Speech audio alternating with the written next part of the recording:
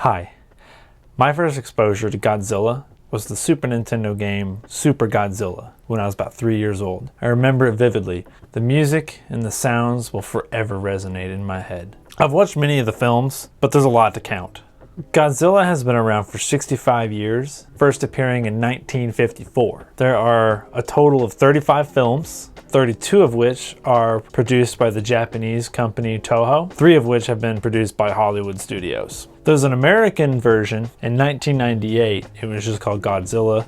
It was garbage at best. The last 2 films have been part of the new series, the new franchise called MonsterVerse. There's been the Godzilla reboot in 2014, and then there was the King Kong that came out in 2017, and then now we have Godzilla King of the Monsters. It's a sequel to the first film in this current franchise, and it's not necessarily a direct sequel to Kong, but it has a lot of elements that are related to that film, but you don't need to have seen Kong in order to understand what's going on. I was particularly excited for this movie because of Millie Brown being cast as Madison. She's known for playing Eleven in the Netflix show Stranger Things, and I thought she was fantastic in that. In King of the Monsters, she's been cast as the daughter of Mark and Emma Russell. They're a couple that have been divorced for a little while right now, and she currently lives with her mom. The story is pretty simple overall, with Godzilla being kind of the good guy here, fighting all the other monsters. Pretty run-of-the-mill Godzilla. All of humanity is at stake when all the other monsters rise up. Firstly, I have to give props to the visuals of this film. It had a budget of somewhere around 200 million, and it definitely shows. This movie looks incredible and might be worth seeing on just that alone.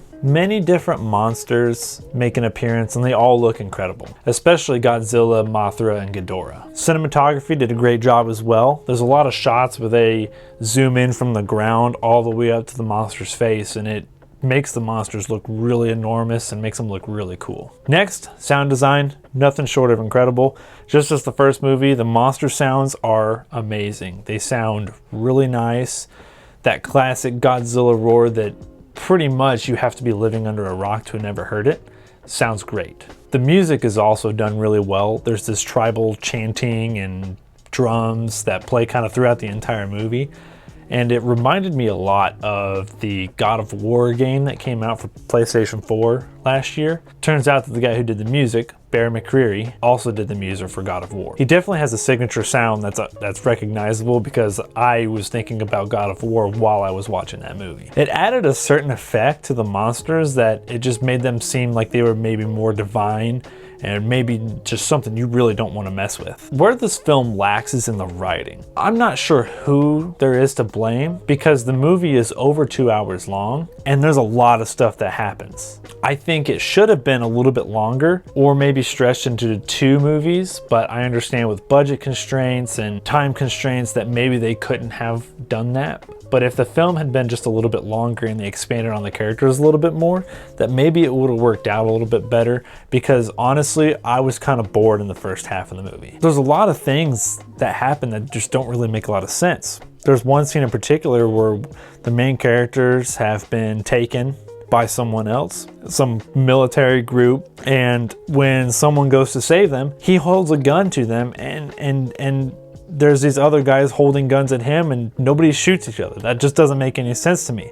I feel like in a real life scenario, he would have popped him off and been done with it. And what happens afterwards, I won't say because of a spoiler, but what happens right then just doesn't make any sense at all. Nobody understands what's happening. And I think that it was meant to be that way, but the way it was executed just didn't work because even with the explanation of why this person did what they did, it doesn't make any sense at all. It almost had me go, what the f is going on here? There are several moments like this throughout the movie and it just almost ruined it for me. The first half of the movie was just me waiting for the next monster to show up so I can see how much work they put into it. Like I said though, there's a lot of things that happen in this movie. There isn't very much downtime at all. If you don't care about story that much, then that's definitely a good thing. I will say for the first 80 minutes or so, I was a little bored. I was just kind of waiting for the movie to end. But then the finale happens this last 45 minutes or so, and it's amazing. It's absolutely incredible. It's one of the best scenes in a Godzilla movie that I've ever seen. There were several moments where I just had chills going down my spine. I thought it was incredible.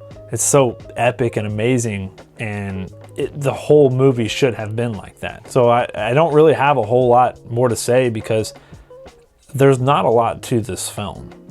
You know, if you're a huge fan of Godzilla, if you're like a hardcore Godzilla fan, or you just like kaijus, you just like that kind of stuff, this is a movie that you should probably go see for sure. I'm gonna give it a rating of 7 out of 10. I was gonna give it a 5 while I was sitting down in the theater watching it. I was just thinking this movie's a 5, you know, maybe a 6 at best. But that final scene knocked it up at least 1 point, if not 2. So 7 out of 10 is where I'm gonna leave it. I think it's a pretty good movie. I think that the acting itself isn't bad, just it's bad writing, and maybe it's not even bad writing, it's just they tried to stuff so much in a short amount of time. But definitely, if you want to see Godzilla, I would strongly urge seeing it in IMAX, Dolby Cinema, whatever you got, because the sound is so good to not see this movie with a big, nice sound system.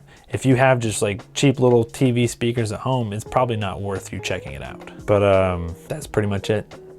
See ya.